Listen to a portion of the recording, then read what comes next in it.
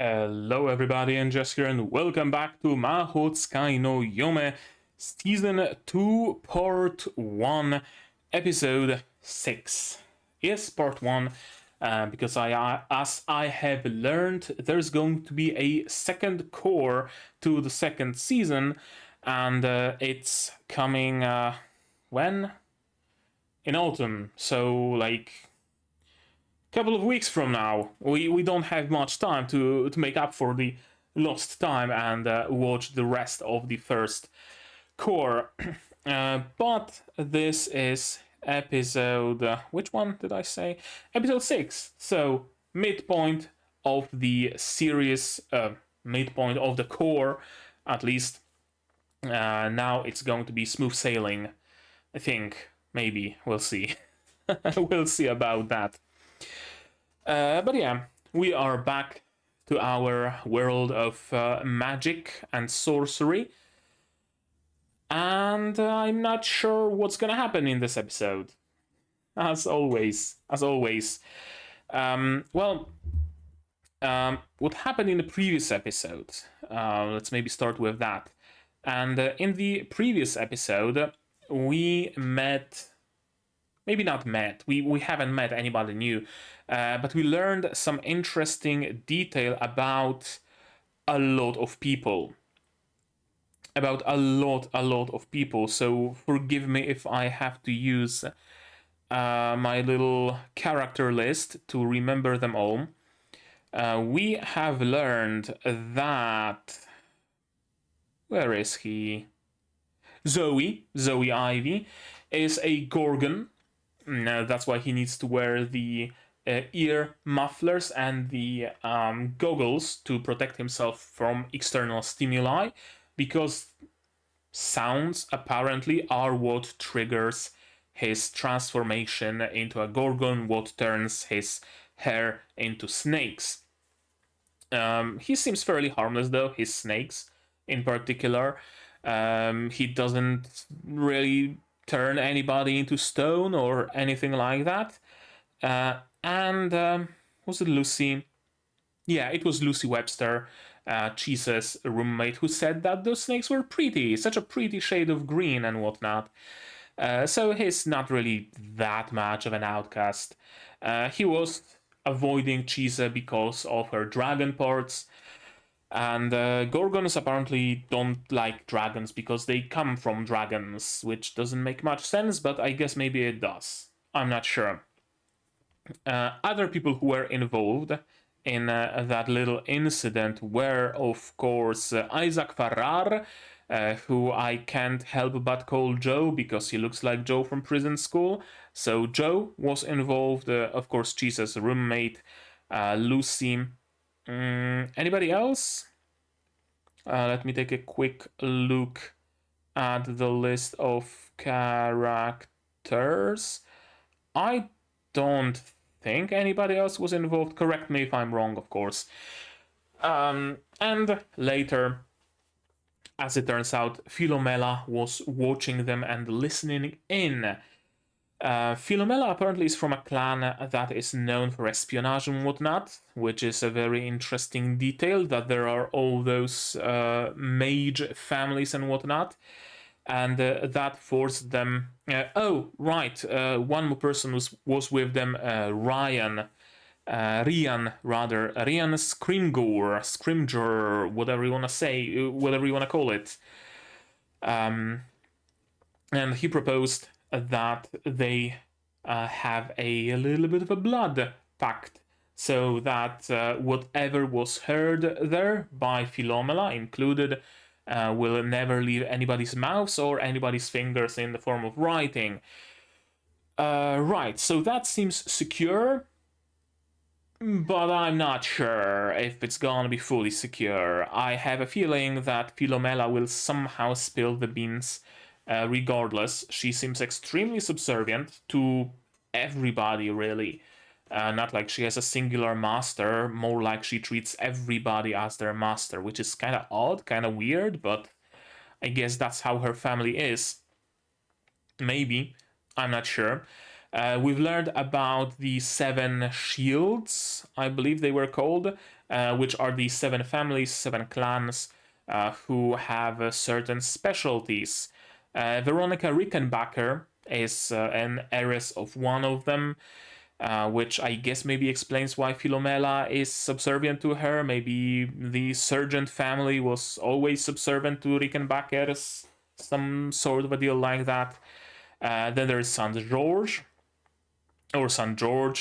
which is who the twins belong to the family. They belong to Rian Scrimgor, belongs to the Scrimgor family, who is, I believe, also one of the 7 shields. And there is a couple more. Webster?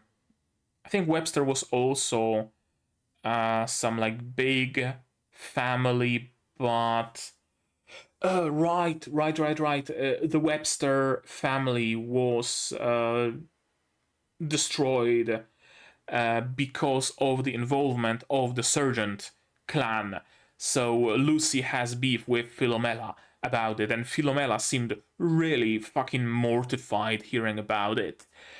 So I'm really interested in seeing Philomela's development, because all the other characters more or less seem fairly well-rounded. Philomela seems like the one who has the potential to go through the most change, and I cannot wait for when that change happens. But of course, other characters also want to go through changes. Jesus Christ, there's a lot of characters. Rian already said that he's not a part of the family, he's not a part of the clan, he is his own person, yada yada yada yada. He no longer wants any part of it. And the twins, Violet and Jasmine, have also discussed how, worst case scenario, they will just cut themselves off from the family and run away on their own after Rian confronted them about spilling the beans about Zoe. No, about Philomela. Or about Webster family. I think about Webster family. Yeah, about Webster family. That's a lot. I wanted to say that not a lot has happened in the previous episode, but no, I'd be lying if I said so. An awful lot happened, actually, mostly because we are dealing with so many characters. The cast is huge. We haven't even touched upon Kevin Forbes. We haven't touched upon Sophia Haley. Who else is there? Roy Truman, Lazarus McGovern. We haven't seen Alice for a good while. There's April Atwood, some motherfucker named Gregory, Martin Chandler, Beatrice Brine, Birne. That's a big cast. That's a big cast. That's a huge cast. I'm slowly getting lost, honestly. So it's great that I actually have a list of characters. If you want to use the same list that I have as a helper, it's seasons.ngis.cc. It's a site I made. It uses AniList API to fetch characters and whatnot. Okay, regardless, because that took a lot of time talking about it all. What's gonna happen in today's episode? I have a sneaking suspicion that Veronica is gonna start stirring shit. Maybe. I have a feeling that that Philomela's arc will be the first one we handle, because after all, Philomela, Chise, and Lucy. I need to zoom out even more to fit all those characters on screen. Damn. And Lucy are shown in the ED, running together through a field or something, or a meadow or whatever. So they have to become a group of friends before the end of the core, I would assume. So perhaps it will be Philomela's deal that we will sort out first, and to do that we will of course need to get her away from the clutches of Veronica. How's that gonna happen? I have no clue. but it probably will. Worst case scenario, Chise can always, I don't know, punch Veronica in the face with her super strong dragon arm, and I don't know, maybe there's gonna be a duel. Wouldn't surprise me if there was like an honor duel or something between Chise and Veronica at some point, fighting for. My screen is dirty. There we go. A little bit of saliva goes a long way. Yeah, Chise and Veronica fighting for Philomela essentially wouldn't surprise me.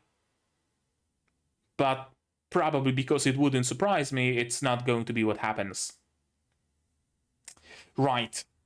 Okay, I've been talking for a long time. I'm warmed up because I just recorded Under the Girl Murder Face episode, so I guess I can keep talking. I'm well warmed up. My stinging nettle tea is at its finish, but I also have a bottle of water, so worst case scenario, I can drink that. Regardless, I start the rambling. Let's watch this episode, shall we? Yes, we shall. To do that, you will need your subs, of course, to follow along with me. I'm going to need my sound to hear what's going on, and I'm gonna have to ask you guys for your support. Support the channel if you want monetarily on Patreon, linked down below, or not. Share my content, spread the word, costs you nothing, helps a lot. And with all of that out of the way, we can start watching episode 6 of Ancient Magus Bride Season 2, Part 1 in 3, 2, 1, go.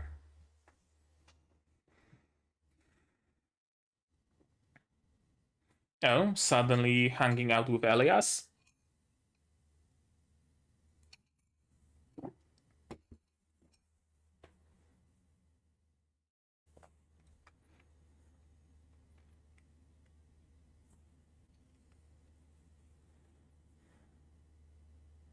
What, you want to start in Ainsworth clan and become the 8th shield?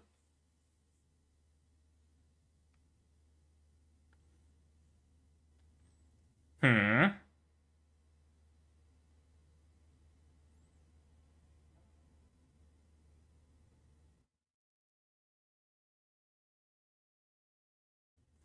Okay.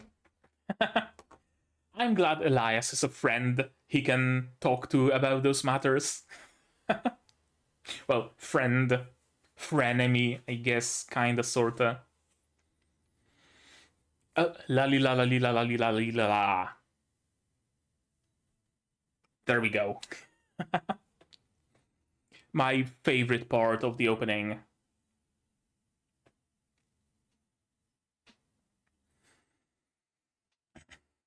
I really wasn't sold on this opening initially. I preferred the season 1 opening, but I'm sold. I'm 100% sold.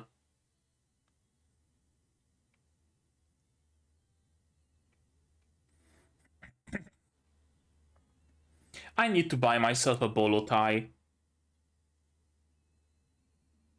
Or maybe make it. Doesn't seem that hard to do.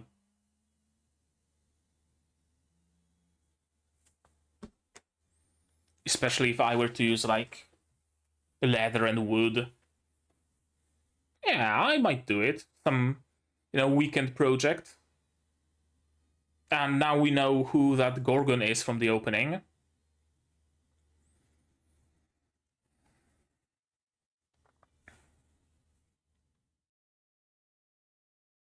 The tea that Philomela got from Chise. Gabia, Gabia, Gabia, Gabia, Gabia, Gabia. Oh, hello.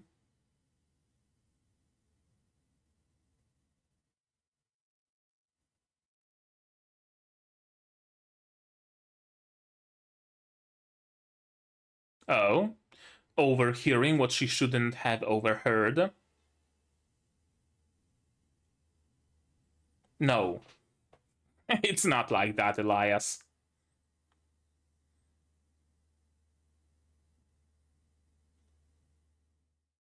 Exactly. She's been firmly daughter zoned.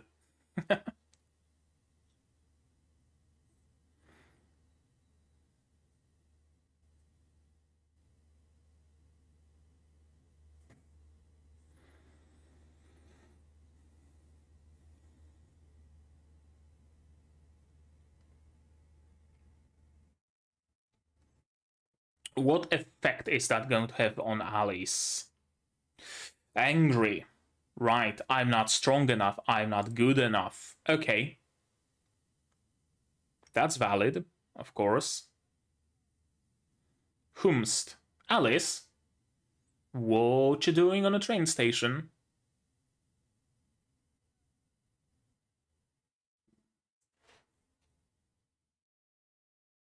Returning home for the weekend? Or something?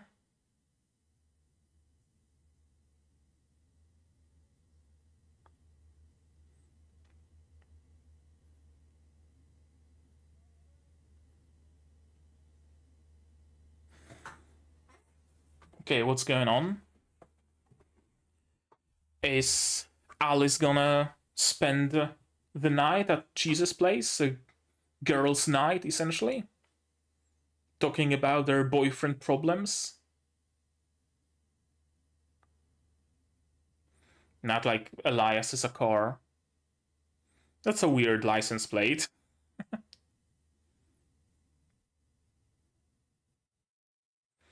Right. We're not friends, baka.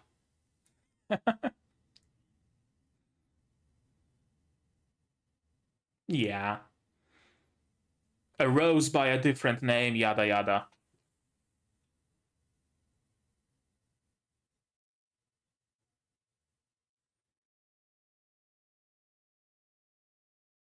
A lot.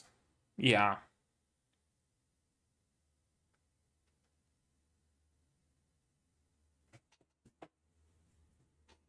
Yeah, absolutely not.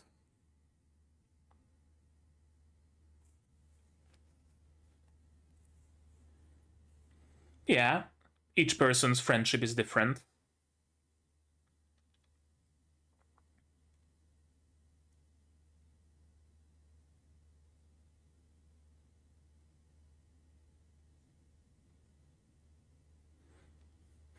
I mean, I have a friend I meet once a year, and we're still good friends, so there are different forms of friendship. Yes, you are. I'm glad you admitted it.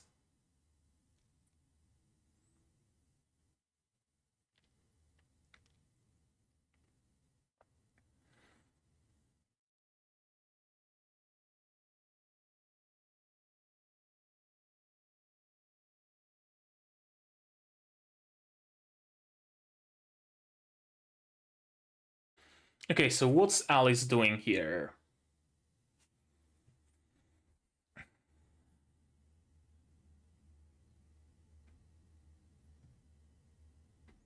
What is it? Potato soup? Cheese soup?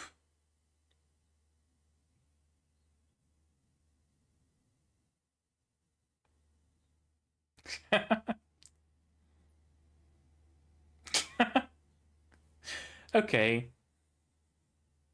Oh, I like seeing the like connection on her arm between the dragon arm and the human body.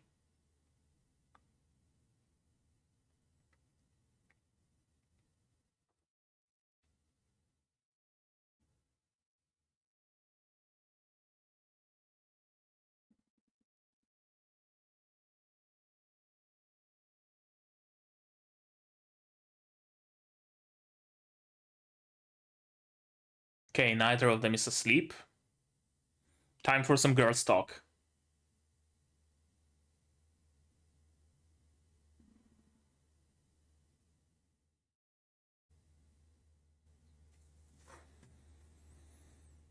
I mean, you probably can.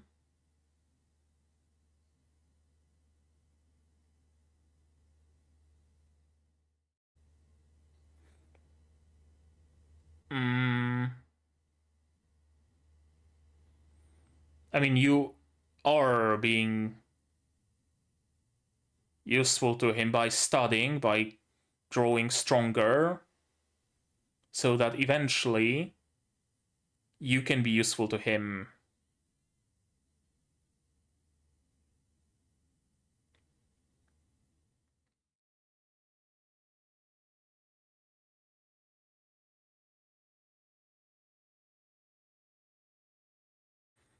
Okay, we're getting some backstory.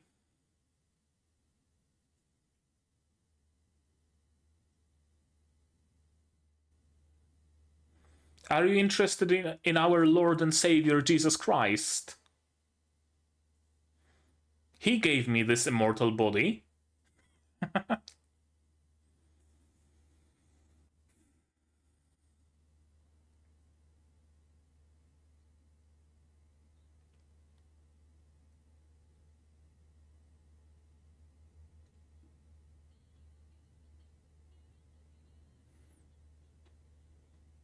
And that's how he lost his arm. Okay.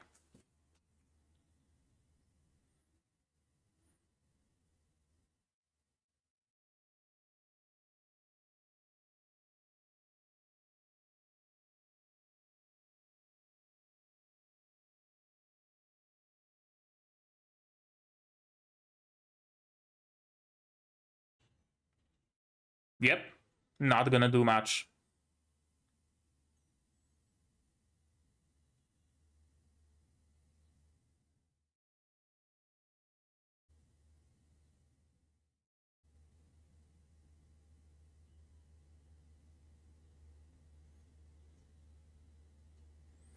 Mm-hmm.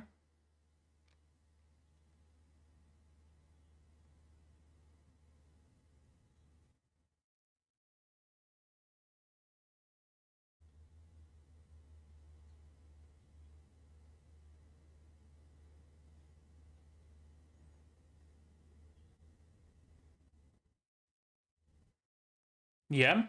What we've seen in season 1.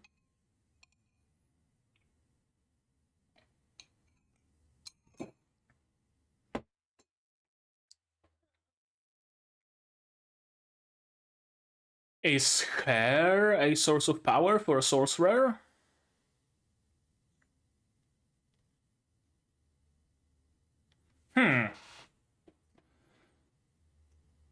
Wait, but Alice is a sorceress.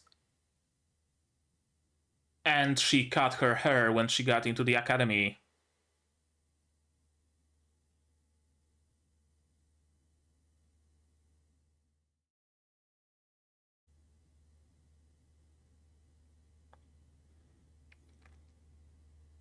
Well, that didn't happen.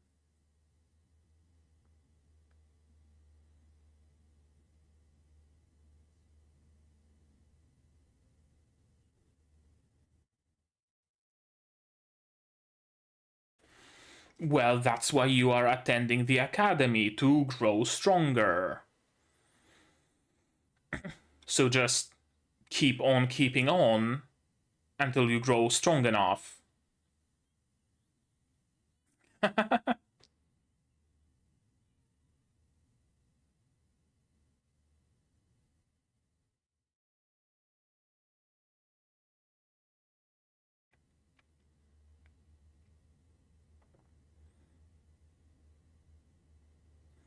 I mean, yeah, he essentially raised you. So, of course, you'd be like a daughter to him.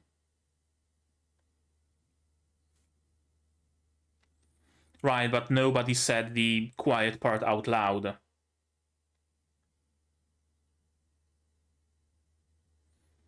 Okay, he's better than a father, essentially.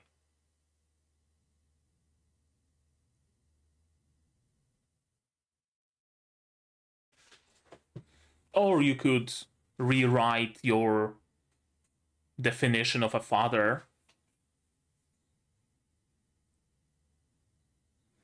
Yeah, Chise is like a mother to him. Honestly, at this point.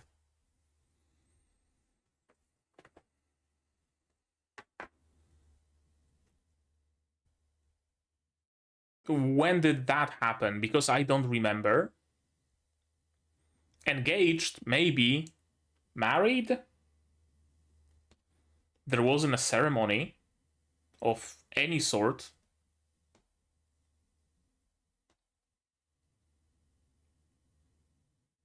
Yeah.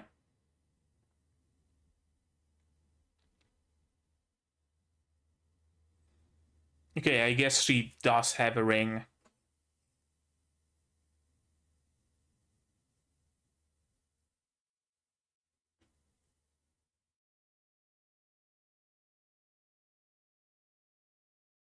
Yeah, but it's the same relationship.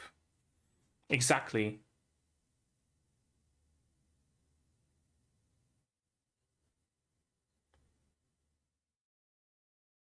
The reverse is more likely to be true. Oh, hello, Will-O-Wisp.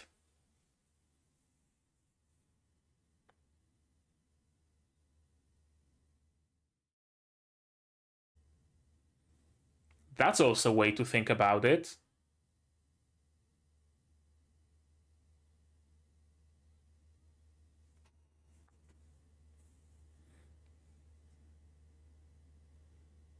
Come on. Spill it out.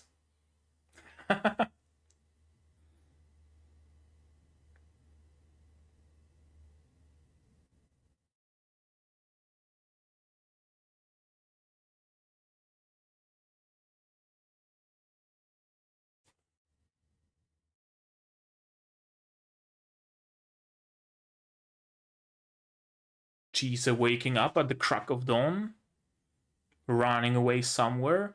Is she going to Elias's room? No. Is she watching the sunrise from the roof?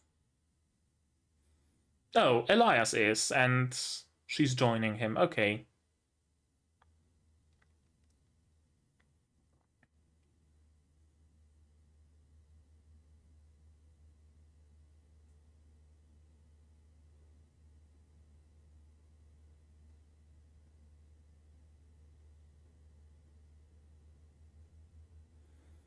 What was the question again?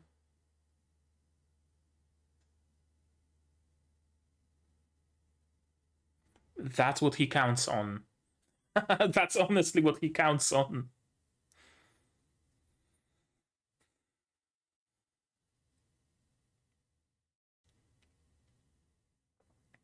Yeah. That's what Elias thinks about. Or rather, thinks marriage is just binding two people together. Right? Whether it's named marriage or something else, all he wanted was to live together, essentially. Marriage was just the most obvious name for it. Exactly, yeah. And a spouse doesn't.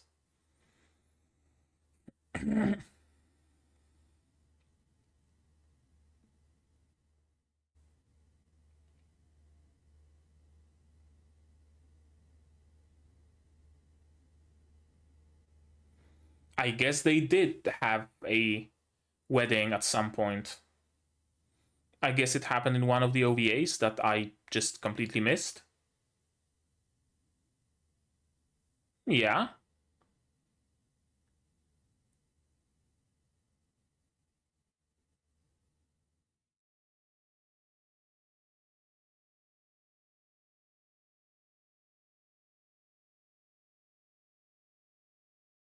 Yeah. Poor Alice has to sleep alone.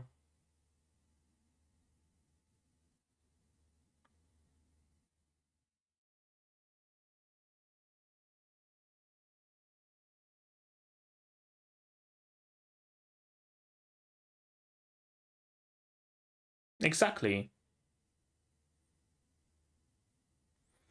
The fact that you're an apprentice doesn't mean you have to leave.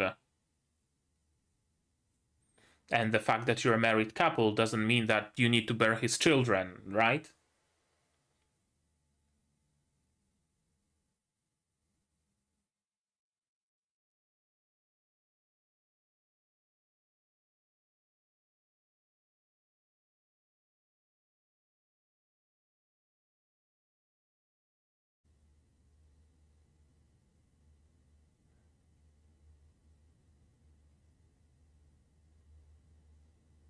That's a big ass sun.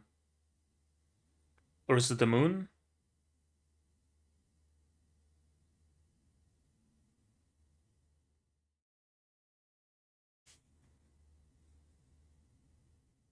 Right, learning emotions.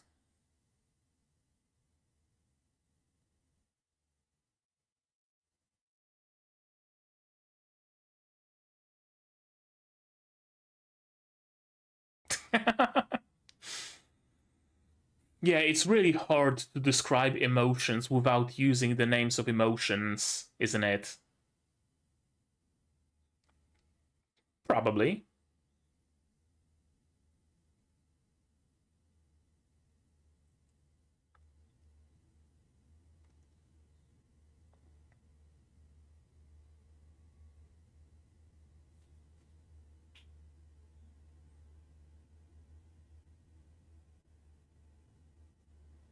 Well, way to put the pressure on her. Yeah.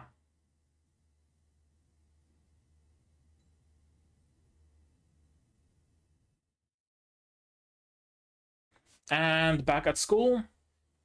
Back at school. But Chise did, at least. When she left you alone in your room.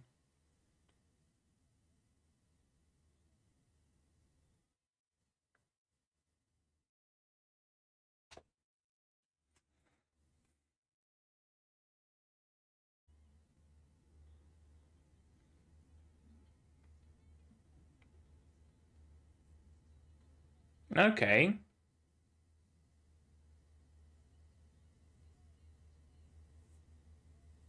Just being straight out with it. That's a good approach to take.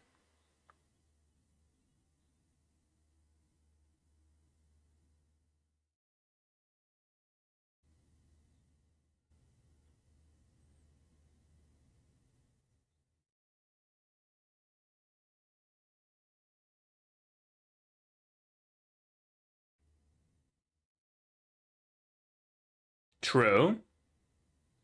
You probably wouldn't have become a sorceress.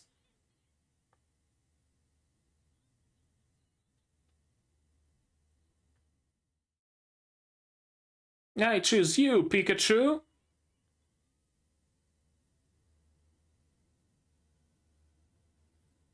And the entire school is watching. Now it's some empty training room.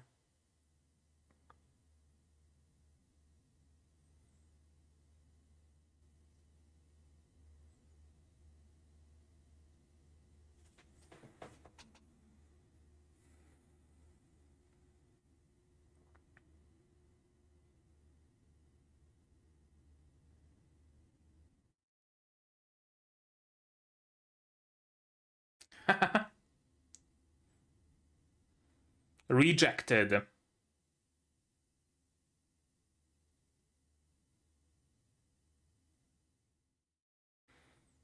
I mean, yeah, he is correct in saying that. He's not wrong. Alice isn't anywhere near strong enough to protect him yet. She needs to grow stronger if she wants that. And we are back in the blue lab.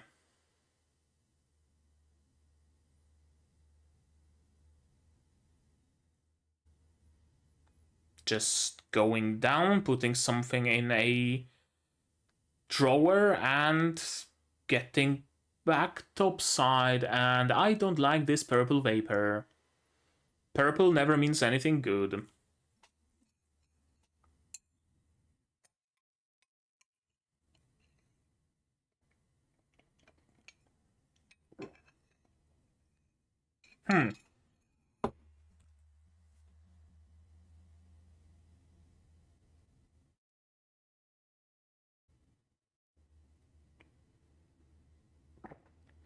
I guess we might be going for one episode school life, one episode out of school life, kind of sort of back and forth. Maybe. I'm not sure.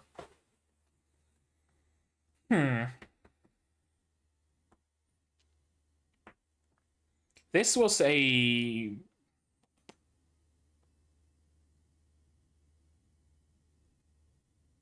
mostly not a nothing episode. That would be too harsh, I guess.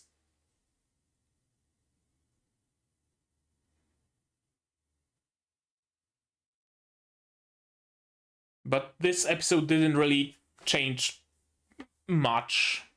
Like, Alice might be behaving a little differently from now on. She might be actually putting more work into her learning and whatnot. But besides that, spoilers. And I guess in the next episode we're gonna deal with Veronica and Philomela, which is what I was hoping for this episode to be. But it wasn't. So let's watch it again to try and figure out what it was. Haha. You intended to make me my bride. Yeah. Elias talking with Renfred about their relationships with their respective pupils. Alice has a lot of magic power, but she doesn't quite have the talent to match. No. And no, Renfred wasn't bringing her to maintain the lineage. She's his daughter. Slow learner, stubborn and clumsy, but she's honest. She smiles a lot, and she's been daughter's owned, essentially. Which, of course, doesn't sit well with Alice, because she desperately wants to be the bodyguard of Renfred. And yeah, the whole episode is really about one relationship by a different name. Doesn't really change the relationship, right? What is the saying about the rose fully? Rose by the different name would smell just as sweet. Yeah, a rose by any other name would smell as sweet. It's from Romeo and Juliet, of course. Yeah, whatever you call the relationship doesn't change what the relationship actually is. Essentially, names don't change the nature of things. You can call, I don't know, a cat a dog, doesn't change the fact that it is a cat, for example. Not really friends, just someone in the same situation. Not really, though. Not really. Chise and Elias live much more comfortably with each other than you and Renfred. And of course, just as many copies of the Bible there are, just as many interpretations. So yeah, you are probably friends, you just don't call it that. What is it? I don't know, looks like any sort of a creamy yellow soup. Could be corn soup, could be potato soup, could be, I don't know, split pea soup, although it's a little bit more green. Silky is pleased. That's what matters about this episode, seeing Silky smile. You lost some points here, Alice, for eating the soup and chasing it with dry bread. You take the bread, you dip it in soup, and you eat it like that. You fucking barbarian. And sleep in your room tomorrow. Today I'm sleeping with Alice. Suddenly being told you don't need to do something that you were determined to pull off. Well, that's not how I interpret Renfred's words. Sure, he said that you're like a daughter to him and whatnot, but he never said that, I know, he doesn't need you as a bodyguard or whatever. He just expressed that he wants to protect you until you are old enough and strong enough to be making your own choices. That's the key here. Once you grow strong enough to be able to, protect yourself, only then can you even think about protecting Renfred. That's what he's saying. Renfred, yeah, Mikhail Renfred. That's what he's saying. But Alice wants it now. She wants to be his bodyguard now. She wanted to be his bodyguard ever since she was a child, and she's not changing that. I wasn't being useful to Master at all. Yeah, you were a kid. You were a kid. Like, okay, I can see her thinking that, oh yes, I was my master's bodyguard, I chased away that evil dog, right? A little Alice running around with a butter knife. But that doesn't change the fact that she never really was strong enough to be his protector. That's kind of a thing about like being a protector, about being able to protect someone. You need to be stronger than the thing or the person you protect, because otherwise it doesn't really matter. If you're, for example, to exaggerate, if you're a mortal being protecting an immortal, are you really doing that, or are you just throwing your life away? Because no matter what happens, that immortal being, that immortal person will not die. So your job is kind of useless there. The same goes for here, although much like smaller in discrepancy between their power levels. Renfred has enough power to protect Alice. Alice doesn't have enough power to protect Renfred. If a magical attack comes in from someone, Renfred will have enough power to block it or counter it, and enough experience to perhaps avoid it. Alice won't. So the relationship is inverted.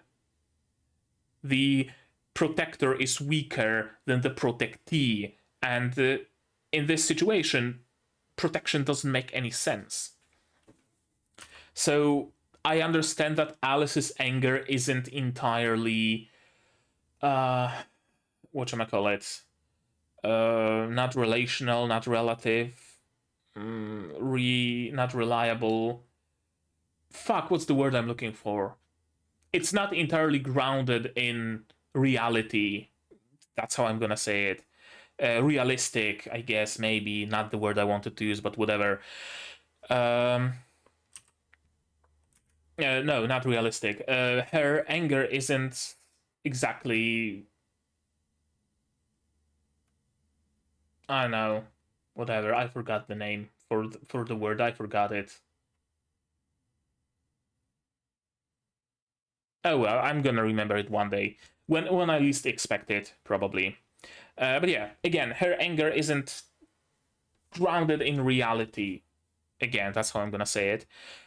Because she's angry at things that are, kind of obvious, right? She's angry at hot soup burning her, right? She's angry at obvious things like that will not change.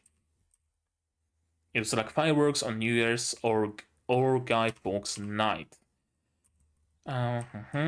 We get a little bit of backstory of how Cartaphilus arrived, and of course she wasn't able to be a protector, to be the guard, to be the bodyguard. She's way too hot-headed and not observant enough. She was really taken by surprise and didn't know what to do. She didn't know to, I don't know, block it with her knife or anything like that. Renfred knew what's going on. Renfred has enough experience to be able to see it. He has enough skill to be able to save himself, right? He is more suited to be the protector in this relationship. But of course, it showed Alice her inadequacy. You protect your bodyguard, yeah. Ironic, isn't it? And again, Alice is completely out of commission because she got hit once by the blunt side of the claw, no less.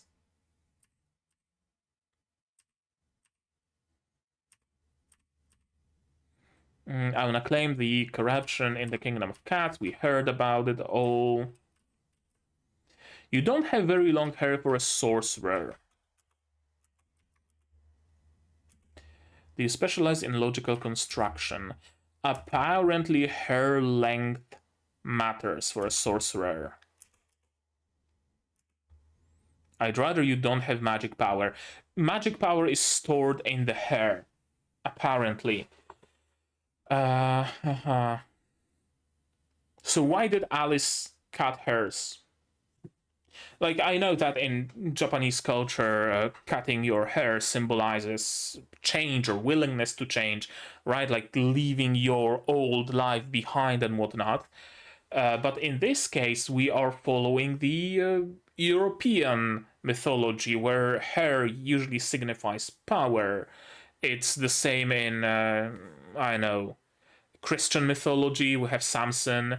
In Polish, like Slavic religion mythology, hair is also a powerful thing. That's why the first cutting of your child's hair is such a significant thing, right? So I don't know, it's kind of odd for Alice to like willingly cut her hair despite it being where power resides for a sorcerer.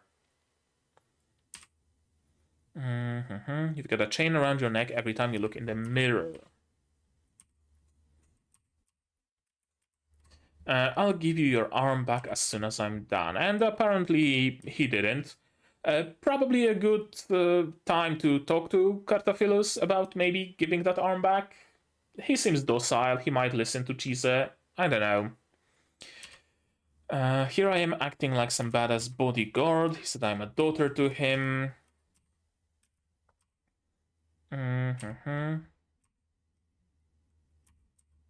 No, she doesn't hate it, because that's essentially what they have. He is essentially her father. He raised her. But that's not what what the word father means to her.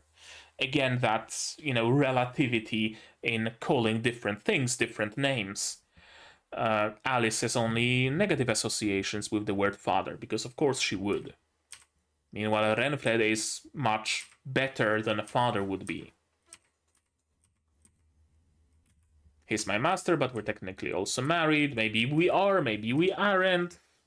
Doesn't matter. You have what you have. You don't necessarily have to put a name tag on it. That's right. That's like another thing, right? You don't necessarily have to put a name on everything. Sure, it helps. It helps our brains deal with those things, but it's not strictly necessary. Your relationship is the way it is. Period. People having different interpretations, indeed. Who even cares what he thinks? You want to become his bodyguard? Then do. But of course, Alice probably also has feelings for Renfred. That's why she's blushing so much. Chise sneaking out. And what are we, Elias? And yeah, for Elias, marriage is essentially a mental shortcut to an apprentice that will live with me and never leave my side, like an apprentice otherwise would, who doesn't leave the side of their significant other, a spouse. So we're married. If we are married, you will not leave me. That's the logic that Elias follows. So yeah, an apprentice eventually leaves their master. So it was because you're my bride. Yeah, so again, that even strengthened that belief. You came back, you said you came back because you're my bride. So of course I want you to be my bride, because I want you to come back. Married couple is supposed to stick together. Not necessarily, there are divorces and whatnot. Sure. And yeah, what the priest said. Priest's name is he even listed? He doesn't seem to be, interestingly enough. Okay, whatever. What the priest said, again, arose by a different name. Whether you're parent and child, friends or friends, all sorts of relationships. Exactly.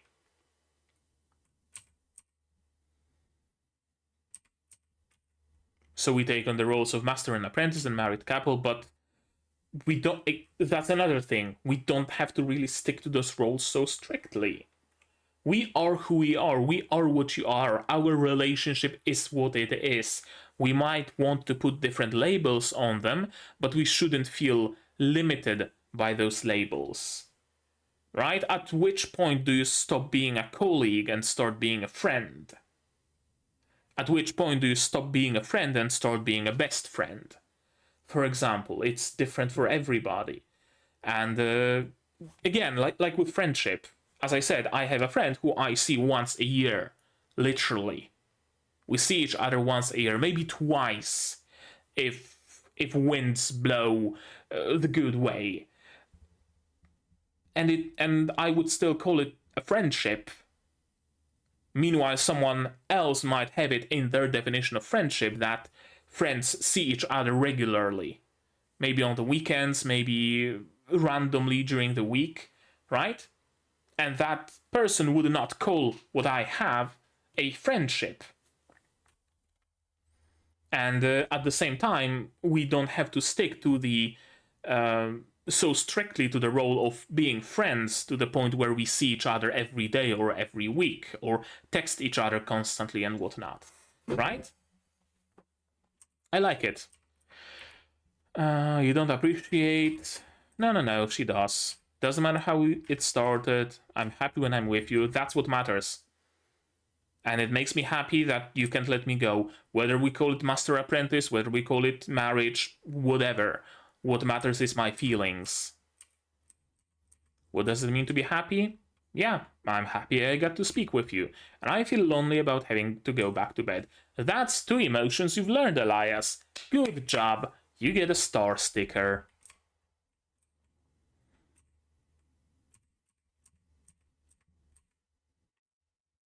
Never managed to figure anything out, just dumped on Chise, but it helped you, didn't it?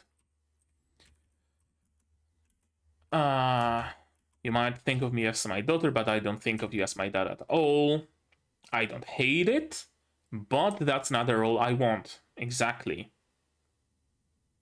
You keep talking about me being your duty or job, but I don't want that. I don't want to be a burden to you. I want you to be my burden, essentially, is what she's saying.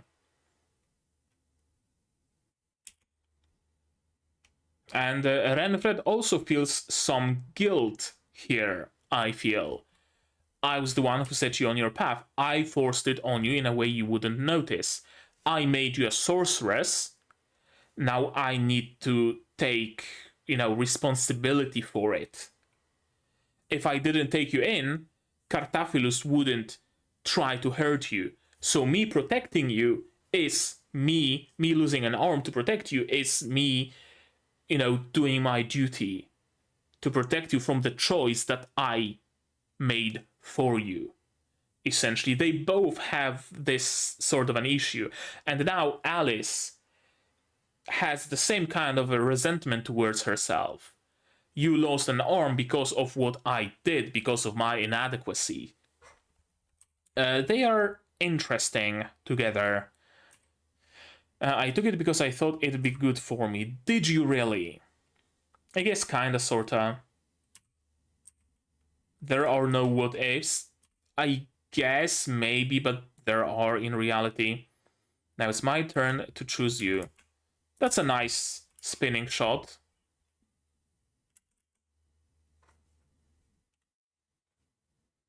And it had very little to no effect on Renfred. I'm done just being protected. Let me protect you, at least for that arm's worth.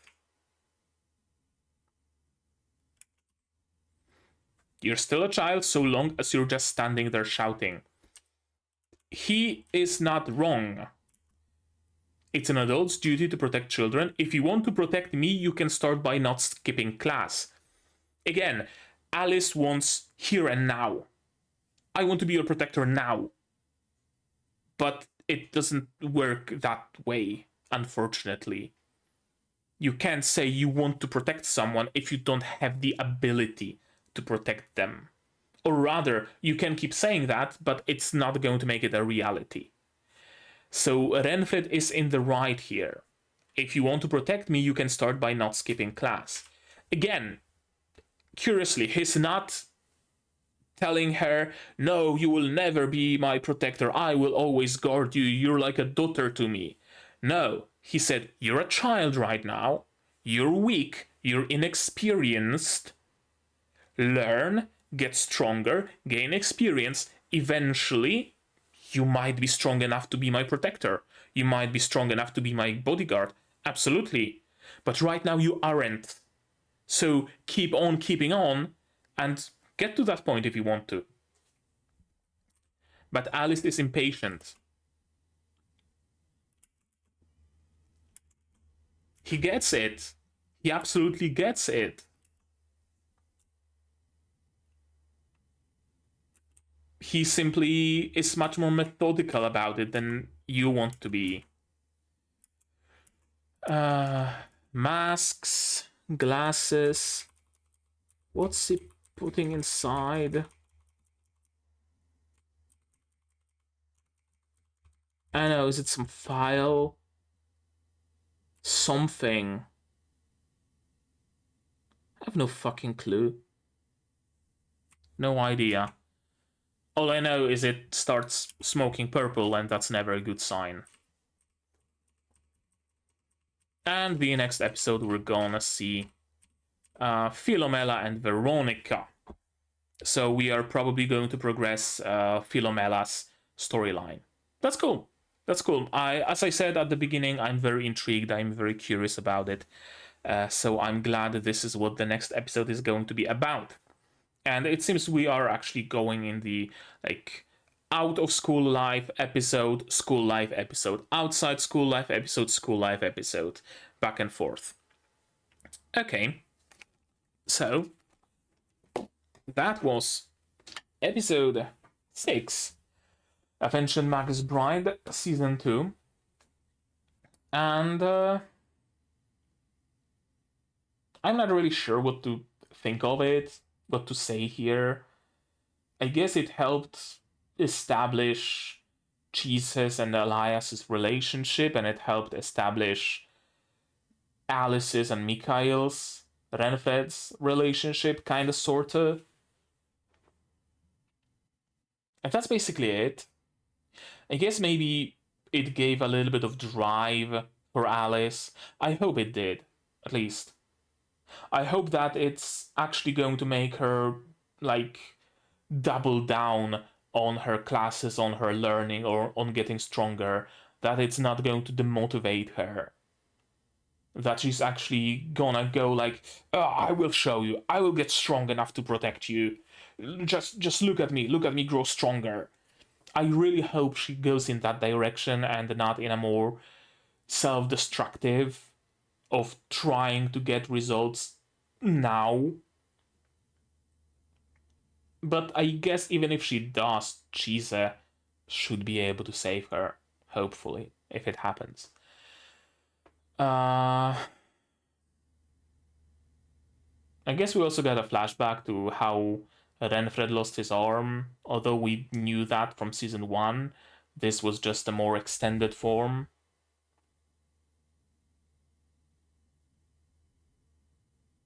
And that's basically all I got from this episode. Just relationships being properly fully established, I guess, fully named, rather, because their relationships didn't change really, they just get some additional labels and tags slapped on them. And we got another tidbit of the Blue Lab. And that's basically it. All things considered, there really wasn't that much in this episode. So I guess I'm not even gonna be able to talk to you even like much more about it. So how about we just stop it and you talk to me about it instead. Tell me in the comments down below, what did you think of this episode, my reaction, my theories, stuff like that. No spoilers, please. Spoilers, go to the Discord here and also linked in the description below, where in the Mahoutsukai no Yome channel you can talk spoilers to your heart's content. Like this video if you liked it, dislike it if you didn't, but tell me why so I can improve. Subscribe to the channel to be notified of future releases of not only Ancient Magus Bride, but also Magia Record, Zom 100, Undead Girl Murder, Farce, Helk, Nanatsu no Magengashi Haisuru, and Atelier Rise, and others coming at you in the future. Support the channel if you want monetarily on Patreon, linked down below, where for $10 a month you get early access to non-seasonal shows like Magia Record, and for just $1 you get a role on the Discord and a place in the credits. And if you don't want to spend any money whatsoever, share my content, spread the word, costs you nothing, helps a lot.